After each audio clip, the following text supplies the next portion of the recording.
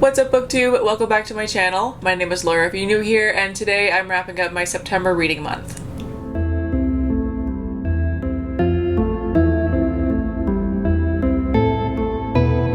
Before we get started, I just wanted to have a quick side note. The day that I'm filming this is Thanksgiving in Canada and Columbus Day in America. So in the description bar down below, there will be some links to learn about these holidays and what they actually mean, the actual history behind them, and why they should not be celebrated, as well as some places to donate to Indigenous communities who are still suffering from colonialism today. If you can't donate, that's totally fine, but definitely take a few minutes to learn a little bit of the history. It is not a history that we should be proud of, but it is our history and we need to know it. And if the schools won't teach us, then we have to teach ourselves. So all that info will be down below at the very top of the description bar, so definitely check that out if you have a few minutes to spare. But on to the wrap up. This month I read 8 books, giving me a grand total of 2,362 pages. I sourced 2 of these books from my library, 1 from Scribd, 3 of them I owned, and 2 I borrowed. 5 of these books were in print format and 3 of them were in audiobook. I read no ebooks this month, which is kind of weird for me, but like, whatever. My audience breakdown was 2 adult books, 1 middle grade, and 5 young adult books. And the genres that I read 1 mystery thriller, 6 fantasy, and 1 romance book this month. And finally, my star rating for the month, I had 1 1-star, 2 3-stars, 3 4-stars, and 2 5-stars. So this month I did participate in the very first round of Bookoplathon hosted by Becca and the books.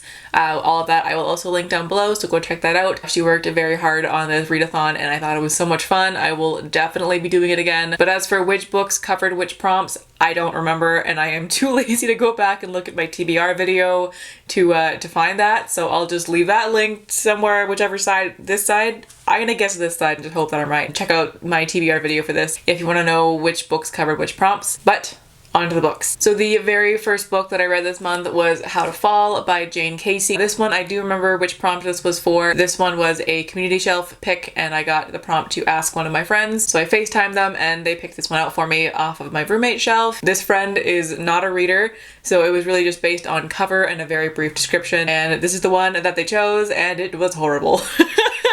This is the book that I rated 1 star. It was god-awful. This book is set in the UK and it follows a young girl named Jess who's going to go stay in this small town where her mother grew up and go visit her family over there who she has never met, not one time in her life. And it takes place about a year after her cousin Freya died in mysterious circumstances. The police have ruled it as an accident, but people speculate that it may have been suicide or it may have been a murder. But because the police aren't looking into it anymore, the town has kind of moved on. But when Jess gets there, she wants to know what happened for literally no reason. She just feels like it, so she decides to look into it, ask some extremely prying questions to complete strangers, and try and figure out what actually happened to her cousin, which uncovers a whole lot of issues and secrets in the town that she has absolutely no goddamn business knowing.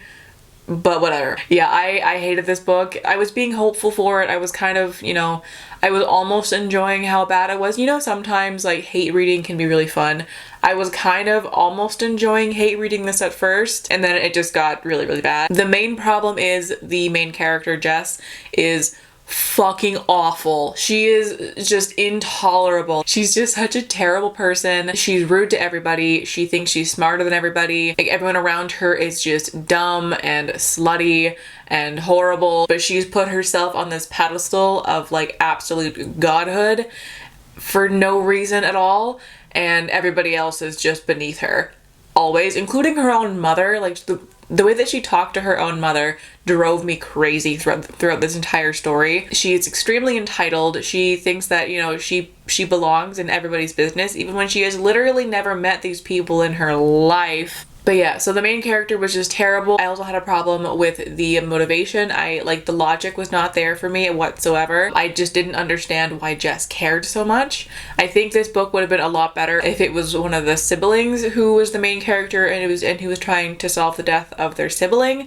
That would have made way more sense as to why they cared so much to find the answers. But it was a person who, yes, they're family, but they did not know each other. They never met, they never texted, they never sent a letter. They had never conversed once in their life. So Jess caring this much about the death of her cousin when the actual siblings and family and friends of the dead person had started moving on, it just didn't make sense to me at all. The main motivation for Jess doing this was that because she just wanted to be right, because she had this feeling that there was something sinister happening and she just wanted to prove the people wrong. That was her only motivation, which is pretty fucked up, in my opinion. So yeah, there was just nothing good about this. The writing wasn't that bad in the beginning. It wasn't good, but it wasn't terrible either, but it kind of just got progressively worse as time went on. And the ending was by far one of the stupidest endings that I've ever read in my entire life. It did not make any sense at all. It was so dumb. Just like the whole like conclusion and the big reveal at the end, it was just completely ridiculous. So utterly ridiculous that I literally sat there and laughed. It was bad. This book was bad. 1 star. I will not be carrying on with the series. And also trigger warning for this book for death of a child/sibling. A lot of mentions of a suicide, pedophilia randomly. That didn't need to be here, but it was. I mean, it never needs to be there, but like it came out of left field. And just like a bunch of other shit that just like, it was bad. Just don't pick this one up, okay? Do yourself a favor. This was not good. Next up, I read And the Ocean Was Our Sky by Patrick Ness. This one I got from the library, but I have since returned it since I'm doing this video like 2 weeks late. Oops. But this was my very first Patrick Ness book, and it was pretty good. It wasn't like fantastic. I really liked the concept, but the execution wasn't great for me. This is a reimagining of Moby Dick told from the perspective of the whales. And in this world, whales are top dog. They are the top of the food chain. They have mastered technology. They've built cities. They can speak many languages, including human language. They literally just rule the oceans. And they're also warriors who go out and destroy human ships because, you know, they're trying to also beat humans, which, you know, they already have in theory, but the humans just don't know that yet. So. But this book follows one character whose name I forget right now, so sorry, but it's her pod of warrior whales who go out and kill ships. And one day on a mission, they come across a ship with a human who is somehow still alive, even though he's underwater, and he is holding a coin in his hand that has the initials TW, which is Toby Wick, and that is their like almost mythical devil guy who's been murdering pods of whales for decades, and nobody has ever seen him and lived to tell the tale. So because this pod of whales finds this coin, they believe it's their destiny to go and find Toby Wick and be the ones to finally kill him. So they take the human along with them. They have technology to help them breathe underwater, and they go on their way, and it's just the story of them going and finding Toby Wick. The world is so interesting, and I really wish that we'd gotten to see more of it. It's also a very short book. It's about 150 pages or so, and it does have some really beautifully done illustrations in it that were just absolutely stunning. Yeah, so the world in this was just phenomenal. I really wish that we'd gotten to see some of the whale cities, and we'd gotten to see more about their technology and all the things that they kept saying how awesome it was that they could do, and how no other creature is like them and how they function, but then we didn't actually get to see very much of that. It was really just about them traveling across the ocean trying to find Toby Wick, and that was really it, which like I didn't really care about. Like that plot point was interesting, but not nearly as interesting as this underwater whale society. Like that's way more interesting to me, but the world building aspect just wasn't really a big part of it. And if you know me at all, you know that world building and the world of a book is my favorite thing about it. It's what I live for. I love really unique, well-developed worlds, and I had the uniqueness of it. I just didn't have the world building for me. So for this one, I have it on Goodreads as a 4, maybe more like a 3.5, give or take, which is still a very good rating. But yeah, it wasn't like amazing, but it was still pretty good. The next book that I read was Cemetery Boys by Aiden Thomas. I love this book so much, guys. Oh my god, if you haven't read this yet, please just pick it up. Just do yourself a favor and pick this up, as it was just absolutely incredible. This book is about a transgender Latinx teenager named Yazriel, who is from a family of brujacs who can see spirits, talk with them, help them pass on, and like have healing magic and just a bunch of really cool stuff like that. This book takes place a few days before the Day of the Dead, and Yazriel really wants to have his brujo ritual done so that he can be part of the Day of the Dead celebrations, but because he's transgender, his parents won't let him because they think it won't work for him. So he and his best friend Maritza, who is an absolute angel, take it upon themselves to go and perform the ritual by themselves, and it works, which is not a spoiler, it's just the premise of the book. So part of the ritual involves Yadriel summoning a ghost. So he tries to summon the ghost of his cousin, who has just all of a sudden passed away and nobody knows what happened to him. So he tries to summon the ghost of his cousin and ends up summoning the wrong ghost instead. He summons the ghost of Julian, who is the resident bad boy at his school. Julian is my favorite character. I love him so much. He's just a cinnamon roll full of life. Such a fucking weirdo. I love him dearly. Julian also has no idea how he died, so he promises to help Yadriel with his ritual if he helps Julian first find his friends, make sure that they were okay, and then our story goes from there. This book, oh my gosh guys, this book was so good. Oh my god, I loved it so much. It was so good. I gave it 5 stars, if you can't tell by my just giant grin on my face. I love this book with everything that I have in my heart and soul, and I need the world to read it. It was just really endearing and charming, and it made me cry and laugh sometimes at the same time. It was joyful and painful, and it was about family and friendship and love and discovering who you are and learning to accept who you are and helping people to do the same. I just my heart still hurts after reading this book, but like in the best way possible. I loved every second of this book. It was not quite a perfect book for me. I still gave it 5 stars because this book could get nothing less. But the one critique, I guess, that I have of it is that nothing really surprised me. Like all of the plot points kind of followed a pretty logical direction, which is not a bad thing. I'm not sure if that's the book or if it's just a me thing, because like I just haven't been surprised by books like at all recently. So it might just be a me thing, which is why I didn't dock any stars off of it because of that, because it's probably just me. But yeah, so this book just that's really all that I can say about it. Is just it's fantastic and you need to read it if you haven't already. It's also perfect for the time of year. We're coming up on Halloween. This book takes place around Halloween. So if you're looking to read a good book that suits this time of year, read this one. I then read Prince Caspian by C.S. Lewis. I'm reading these books in publication order, so this is book number 2. In our world, it's been a year after the events of the first book. In Narnia, though, it's been several hundred years or several thousand. I'm not really sure. I forget. But it's been a long fucking time. In this one, the four children from the first book are all of a sudden called back to Narnia, and they get there and realize that a hell of a lot of time has passed and that the people of Narnia need their help. I gave this book 3 stars. I really enjoyed this world so much. If you know me, you know that I live and breathe for portal fantasy. It's my favorite thing on this planet, and I adore the world of Narnia. My only problem with it, and like this is also just a me thing, is that, you know, I'm just not the target audience for it. So yes, I do understand that this is a kid's book and they can't really go into that much detail with the plot in terms of like the battles and all the parts that are the most interesting to me, because it is written for children. So I totally get that, and that's why I had kind of a hard time reading these books, because that is what I'm missing from them. It's just not enough detail. It's not enough description. I really want those battle scenes and all that stuff. I think if this series had been like rewritten for adults, it would be like easily 5 stars for me, but without all that detail, I have a hard time giving it higher than a 3.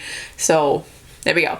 I do still love this series and I do plan on continuing it. It's just very difficult to rate when I'm not the target audience for it, but what can you do? Next up, I read A Darker Shade of Magic by V.E. Schwab. This is my first time reading one of V.E. Schwab's adult book, and I did do a review video for this one for my I Finally Read That series, so I'll link that down below and up above as well if I can. One of these days I'll figure out which side of the screen the cards come up on. But this book is a portal fantasy in which there are 4 different versions of London. So the main character, Kel, he is from Red London and he's an Antari. And he's one of the very few Antari left. They're people with the ability to travel between the different Londons. So he works for all the different crowns as a messenger between all the kings and queens of the various Londons. That's his official title, but he does also like to smuggle artifacts from the different worlds, just as a little bit of like a rebellious side hobby, which gets him in some big trouble one day when he's given a stone to transport it, and it turns out to be a magical object from Black London. Should this fall into the wrong hands, oh boy, it could literally end the world. So he has to figure out how to get it back to Black London. But then he meets our other main character, Lila Bard, when she steals the stone from him and he has to go and get it back and explain to her that, hey, magic is real and that thing's evil. And because she is a little shit and I love her dearly, she demands to come with him and travel between the Londons and leave her boring, dull, awful life in the magicless world of Grey London. So that's where our story kicks off, and we go from there, and it was so much fucking fun. Oh my god, I love this book. I give it 5 stars. I'm actually currently reading book 2 in the series, and I'm loving it just as much so far. But this is just a fantastic, really fun series. I don't want to go into too much detail because I've already done a full review for it, but I really enjoyed this. I thought it was just really unique and interesting and dark, but without taking itself too seriously, if you know what I mean. I loved all the characters, and I loved the plot, and just like everything was just so good. The magic system, the world. Ooh, so good. Like, this is just my shit. This is just exactly my cup of tea, and I had a fantastic time reading this. And yeah, that's really all that I can say about it, was just that it was just so good, and I'm so glad that I finally picked this up. Next up, I read Rafe, a Buff Male Nanny by Rebecca Weatherspoon. This is a adult contemporary romance about a buff male nanny. It centers around a woman whose name currently escapes me, but she is a single mother with twin 6-year-old girls, and her current live-in nanny like just up and leaves one day, and she desperately needs to replace her. So her friend recommends Rafe, who is this tall, gorgeous, leather jacket wearing, motorcycle riding, tattooed bad boy of a man who is actually a secret softie and has been a nanny for a very long time because he just loves kids so much. So they meet, he moves in to live with them and take care of their kids, and they end up falling in love very quickly. This book, I kind of read it on a whim. I think I heard about it from Mara over at Books Like Whoa. I've like pretty recently gotten into the romance genre, and previously I'd only actually read the like rom-com type of books, whereas this was a little bit different from that. I would describe this book as being like a wet dream for single moms. I say this with like zero negativity behind it, but this is a book where there's not a whole lot of like substance to it, I guess is the word. There's like no conflict. It's ridiculously unrealistic in the best way possible, just like the most idealized version of what life could be, and putting it into a book. And it was such a fun time. I'm 23. I have no plans of ever being a mother, but I can totally see why mothers would want to read this book, because, you know, you're a busy career woman with 2 kids, and then this beautiful man comes in and he's great with your kids. The kids love him. He can cook. He does all of the cleaning. He does all of your chores for you. He just, he dotes on your children. He dotes on you, and he gives you better orgasms than you even thought was possible. I mean, yeah, I see the appeal here. I am so on board for this specific kind of romance now. I didn't think that I would really enjoy it because I normally like having all that like angsty drama in romance novels. I wasn't sure how I'd feel about this one, but I fucking loved it. It was so good. I gave it 4 stars. I read it in like one night, or like mostly in one night, and then finished it in the morning. And yeah, I just really enjoyed it. I thought it was fantastic, and I will definitely be reading more from this author. Second from last, I read The Queen of Nothing by Holly Black. This is the finale to the Folk of the Air trilogy. I finished the series, guys. I read a whole trilogy in like less than 6 months. Who am I? That literally never happens. Ever. Literally never. Wow, I'm so proud of myself.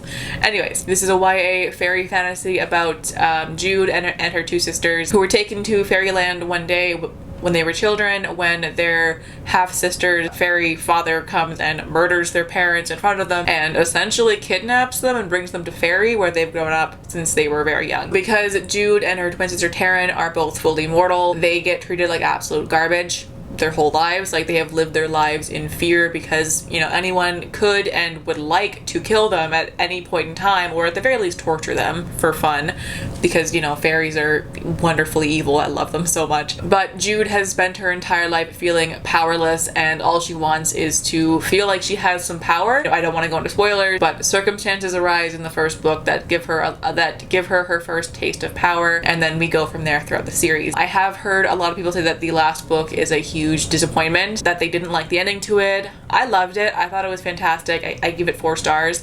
I can see why people wouldn't like it as much as like the other books in the series, but like honestly, I was just so down for whatever crazy shit was gonna happen in this book that I didn't even mind. Like, Holly Black could have done pretty much anything and I would have been down for it, because I just really enjoy this series. This is definitely my least favorite book in the series, but I still give it 4 stars, so that's saying a lot. I think for me, the only element that was missing was the hatred between Jude and Carden, because that's what I love the most about it. I love those two just fucking hating each other. I live for that. And I also found that Jude was pretty whiny for most of the book. Understandably so. If you know where she's at the beginning of this book, then it makes sense for her to be whiny, but it was still pretty annoying. But as for the ending and like this book as a conclusion to the series, I thought it was fantastic. It wasn't the most ideal ending to this story that I would have liked, but I still really enjoyed it because, again, I was just here for the ride and seeing what kind of nonsense happened in this one, and I was not let down. Some crazy shit happened and I was so here for all of it. I just really love this series, and I'm so glad that I finally read this. I've also done a full video for the first book in the series, The Cruel Prince, for my I finally read that series, so I will also link that down below if you want to check that out. But yeah, 4 stars for this one.